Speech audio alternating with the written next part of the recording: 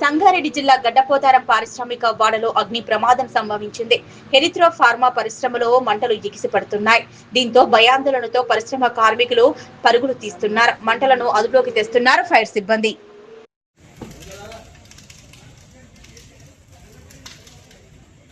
సంగారెడ్డి ఈరోజు సాయంత్రం సుమారు 4:30 ఆ ప్రాంతంలో మన హెరిత్రో ఫార్మా గడ్డపోతారం విలేజ్లో ఉన్నటువంటి ఫార్మా కంపెనీలో ఫైర్ అవుతుందని చెప్పేసి మెసేజ్ రావడం జరిగింది.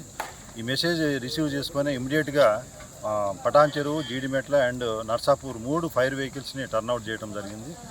నేను కూడా అనుకోకుండా ఈ ఏరియాలో ఒక ఫ్యాక్టరీ ఇన్స్పెక్షన్కి వచ్చాను. దాంట్లో భాగంగా నేను చూస్తున్నప్పుడు హెవీ స్మోక్ పైకి వస్తూ ఉంది. ఆ స్మోక్ రాగానే నేను ఇమ్మీడియట్గా ఈ యొక్క ఫ్యాక్టరీకి వచ్చి చూడగా అప్పటికే ఎటీరో నుంచి ఒక వెహికల్ వస్తుంది. అదేవిధంగా జిన్నారం నుంచి ఒక వెహికల్, ప్రైవేట్ వెహికల్ అంటే ఫార్మా కంపెనీలో ఉన్నటువంటి ఇంకొక వెహికల్ కూడా వచ్చింది. ఈ 2 వెహికల్స్ ఇమ్మీడియట్గా వర్క్ స్టార్ట్ చేసినప్పుడే ఫైర్ కంట్రోల్లో ఉంది. ఇమ్మీడియట్గా ఈ 2 వెహికల్స్ పనిచేస్తున్నప్పుడే జీడిమెట్ల నుంచి పెద్ద వెహికల్ అంటే డిపార్ట్మెంట్ వెహికల్ వచ్చింది. ఈ 3 వెహికల్స్ కలిసి ఫైర్ని కంప్లీట్గా ఆర్పేశాయి. వరకు ఏం జరగదు. లోపల ఉన్నట్టు పనిచేస్తున్నటువంటి వ్యక్తులందరూ కూడా బయటకు వచ్చేసారు. నేను వచ్చేటప్పటికల్నే మొత్తము ఇంటర్నల్ రోడ్స్ దాటి బయట ఉన్నారు. అప్పటికే ఫైర్ సీరియస్గా ఉంది. ఇదేంటంటే ఇవి సాల్వెంట్స్ వచ్చేసి సెల్ఫ్ కంట్రోల్ బర్నింగ్ ఉంటుంది. అప్పటికే అక్కడ ఉన్నటువంటి మెటీరియల్ అయిపోయింది. అప్పటికే సీరియస్ తగ్గిపోయింది, అంటే ఫైర్ యొక్క సివియారిటీ తగ్గిపోవటానే ఇమ్మీడియట్గా ఈ లోపల ఈ 3 వెహికల్స్ వచ్చేసి ఫైర్ని టోటల్గా కంట్రోల్ చేస్తాం.